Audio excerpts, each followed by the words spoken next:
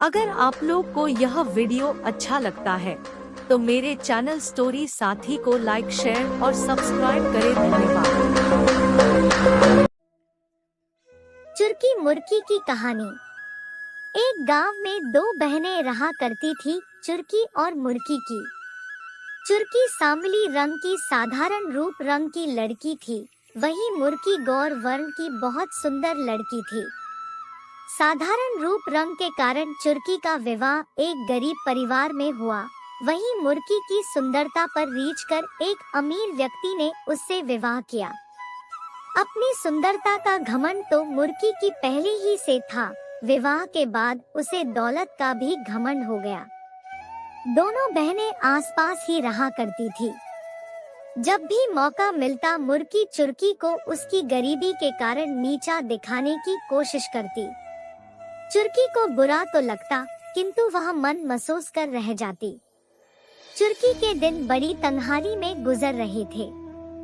2 वक्त की रोटी भी बड़ी मुश्किल से जुट पाती थी। कई बार उसने मुर्की से मदद की गुहार की, किंतु मुर्की ने कभी उसकी कोई मदद नहीं की। एक दिन चुरकी ने सोचा कि दूसरे गांव में रहने वाले अपने भाई से मदद मांग लूं। वह कभी इनकार नहीं करेगा और वह अपने बच्चों को घर पर पति के पास छोड़ दूसरे गांव के लिए निकल पड़ी। रास्ते में उसे एक गौशाला दिखाई पड़ी, जिसके द्वार पर एक गाय खड़ी थी। चुरकी को देखकर गाय बोली, बेटी, जरा मेरी गौशाला साफ कर दे, बैठने की भी जगह नहीं है। चुरकी ने देखा कि पूरी गौशाला गोबर से भरी हुई है। उसने गौशाला साफ कर दी। गाय ने उसका धन्यवाद किया और वापस आते समय मिलकर जाने की बात कही। चुरकी आगे बढ़ गई। कुछ दूर जाने के बाद उसे बेर का पेड़ दिखाई पड़ा। वह पेड़ के पास से गुजरी तो बेर के पेड़ ने कहा, बहन, नीचे बहुत सारे कांटे बिखरे हुए हैं, जरा साफ कर दो। चुरकी ने बिना देर के बेर के पेड़ के नीचे से सारे कांटे साफ कर दिए। बेर के पेड़ ने उसका धन्यवाद किया और वापस आते समय मिलकर जाने की बात कही। चुरकी आगे बढ़ गई।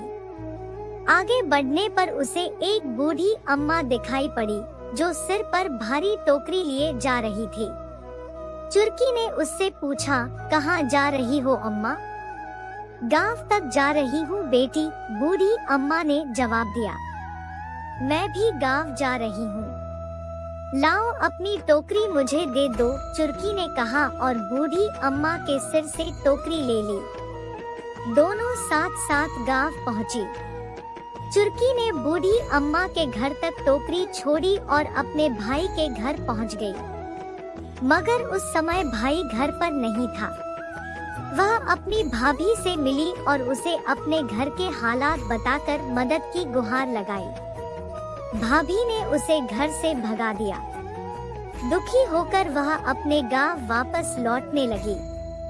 रास्ते में उसी बूढ़ी अम्मा का घर पड़ा। बूढ़ी अम्मा ने उसे अपने घर बुलाया और कुछ खाने को दिया, फिर अपनी टोकरी देकर विदा कर दिया। रास्ते में चुरकी ने टोकरी पर ढका कपड़ा हटाया तो हैरान रह गई। टोकरी सोने चांदी से भरी थी। वह चलते चलते बेर के पेड़ के पास पहुंची। बेर के पेड़ ने उसे रोका और कहा, मेरे तने की खो में तुम्हारे लिए उपहार है। चुरकी ने खो में हाथ डाला। वहां उसे हीरे जवाहरात की पोटली मिली। वह बेर के पेड़ का धन्यवाद कर आगे बढ़ गई। चलते चलते वह गौशाला के पास पहुंची।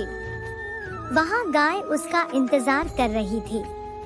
उसने अपने गले में बंधी सोने की घंटी उसे दे दी। चुरकी जब घर पहुंची तो सारी चीजें अपने पति और बच्चों को दिखाई। वे सभी बहुत खुश हुए। उनके दिन फिर गए। वे गांव के अमीर लोगों में शुमार हो गए। ये देखकर मुर्की जल कुड़ गई। एक दिन उसने चुरकी के बच्चों को अपने घर बुलाया और उनसे पूछा कि वे उतने अमीर कैसे बन गए। बच्चों को कुछ पता नहीं था। वे बोले, माँ, मामा घर से उपहार लाई। मुर्गी ने सोचा कि जरूर उसके भाई ने चुरकी को उपहार में ढेर सारा रुपया पैसा दिया होगा। उसने भी अपने भाई के घर जाने का फैसला कर लिया। अगले दिन वह भाई के गांव के लिए निकल पड़ी। रास्ते में उसे गौशाला के सामने खड़ी गाय दिखी। गाय ने उससे गौशाला साफ करने का निवेदन किया, जिसे ठुकरा कर मुर्गी आगे बढ़ गई। आगे उसे बेर का पेड़ दिखा, जिसने उससे कांटे साफ करने का निवेदन किया, किंतु मुर्गी मुंह बनाकर आगे बढ़ गई। गांव के बाहर उसे वही बूढ़ी अम्मा दिखाई पड़ी, जो टोकरी सिर पर रखकर घर जा रही थी। उसने मुर्गी से टोकरी घर तक पहुंचाने को कहा, तो मुर्गी यह कहकर आगे बढ़ गई कि वह उसकी नौकर नहीं है। वह आखिरकार अपने भाई के घर पहुंची। भाई घर पर ही था।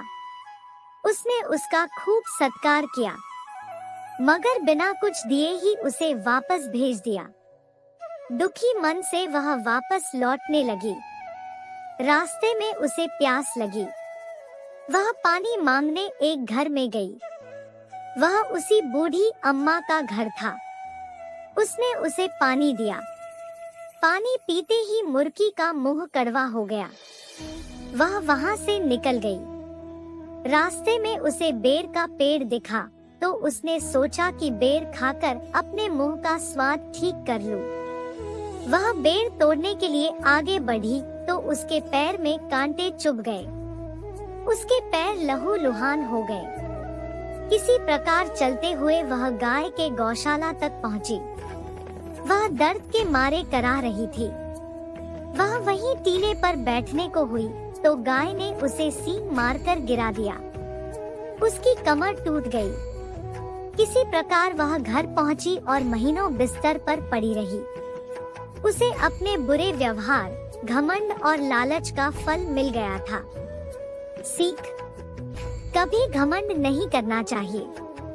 हमेशा दूसरों की सहायता करनी चाहिए। कभी लालच नहीं करना चाहिए।